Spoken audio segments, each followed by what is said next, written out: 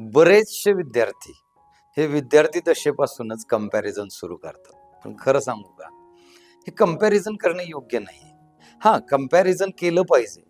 आपण काय करतो, डोक्यात काय ठेवतो एक गोष्ट, की बाबा अमक्या-तमक्याला असं पॅकेज मिळालं, त्याचा एवढा चांगला जॉब आहे, तो एवढे पैसे मिळवतोय. पण मग मला मिळतील का? किंवा मला ते जमेल का? तर अशा पद्धतीनं आपण विचार करतो. असं नाही केला पाहिजे. विचार करताना तो तिथे कसा पोहोचला किंवा तो तिथपर्यंत पोहोचण्यासाठी त्याने काय केलंय, काय कष्ट घेतले, त्याचा जर्नी कसा होता, हे पण समजावून घेतलं पाहिजे ना आपण.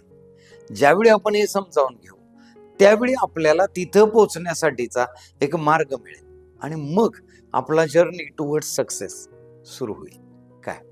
तर कंपॅरिझन जे आहे हे आपण अशा पद्धतीनं न करता त्या कंपॅरिझनला पॉझिटिव्ह वेमध्ये कन्व्हर्ट करायची प्रोसेस ही आपल्या डोक्यात सुरू झाली पाहिजे, की जेणेकरून विद्यार्थी दशेपासूनच आपल्याला एक एम मिळेल, गोल मिळेल आणि मग तो गोल अचीव्ह करण्यासाठी आपोआप आपण त्या स्टेप्स फॉलो करू.